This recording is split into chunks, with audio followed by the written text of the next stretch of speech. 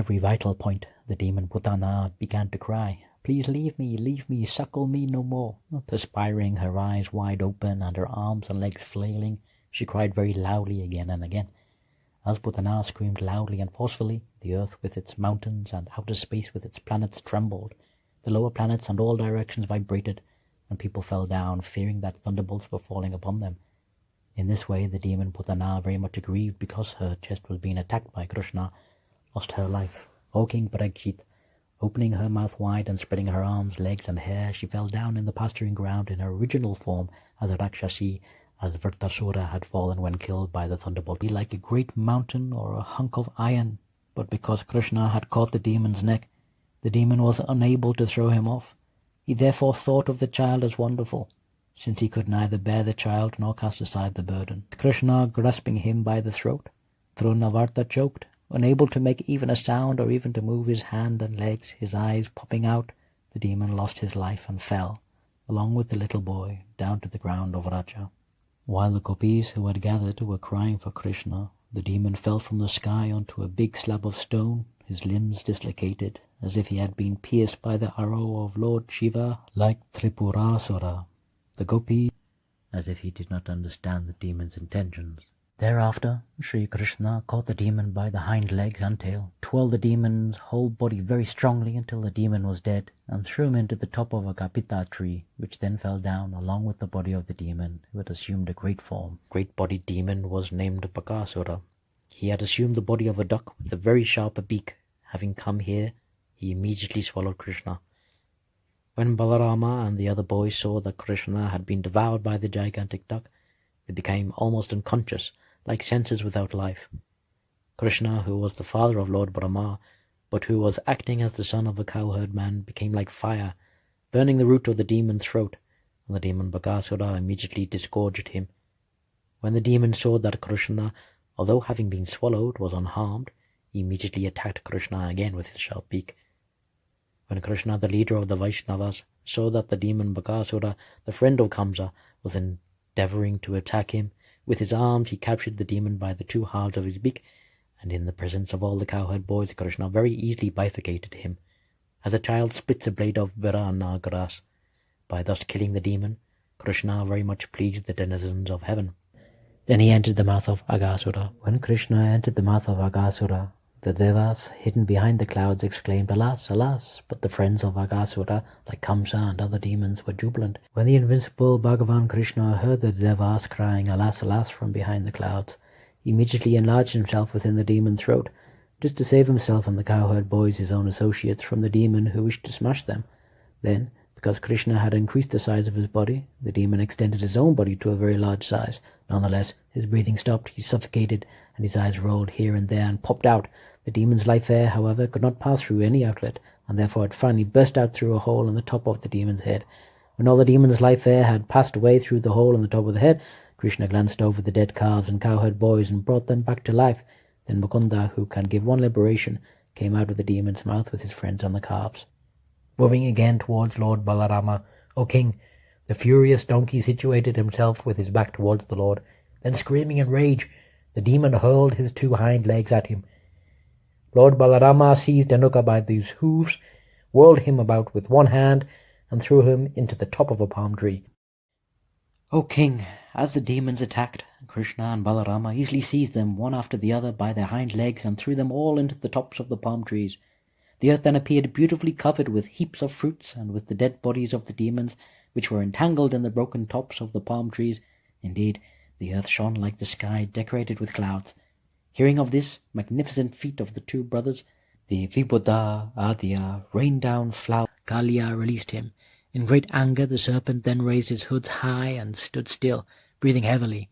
His nostrils appeared like vessels for cooking poison, and the staring eyes in his face like firebrands. Thus the serpent looked at the Lord. Again and again Kalia licked his lips with the bifurcated tongues as he stared at Krishna with a glance full of terrible poisonous fire. But Krishna playfully circled around him, just as Garuda would play with a snake. In response, Kalia also moved about, looking for an opportunity to bite the Lord. Having severely depleted the serpent's strength with his relentless circling, Sri Krishna, origin of everything, pushed down Kalia's raised shoulders and mounted his broad serpentine heads. Thus Lord Krishna, the original master of all fine arts, began to dance, his lotus feet deeply reddened by the touch of the numerous jewels upon the serpents' heads. Kalia had 101 prominent heads, and when one of them would not bow down, Lord Sri Krishna, who inflicts punishment on cruel wrongdoers, would smash that stubborn head by striking it with his feet.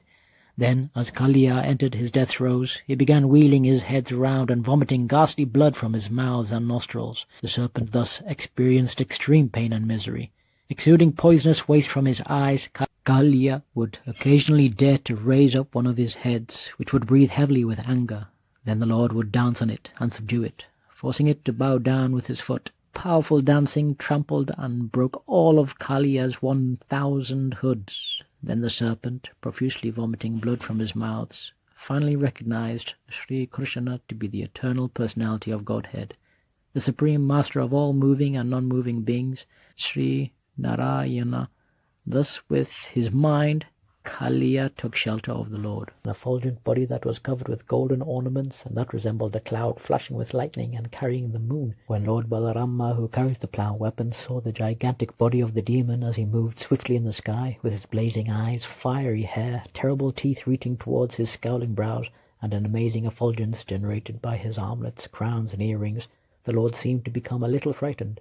Remembering his actual situation, the fearless Balarama understood that the demon was trying to kidnap him and take him away from his companions. The Lord then became furious and struck the demon's head with his hard fist, just as Indra, the king of the Suras, strikes a mountain with his thunderbolt weapon. Thus smashed by Balarama's fist, Balarama's head immediately cracked open, the demon vomited blood from his mouth and lost all consciousness. And then with a great noise he fell lifeless on the ground like a mountain devastated by Indra.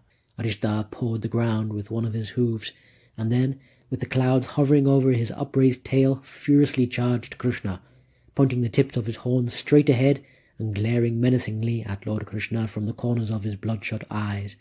Arishta rushed towards him at full speed, like a thunderbolt hurled by Indra. The Supreme Lord Krishna seized Arishtasura by the horns and threw him back 18 steps, just as an elephant might do when fighting a rival elephant.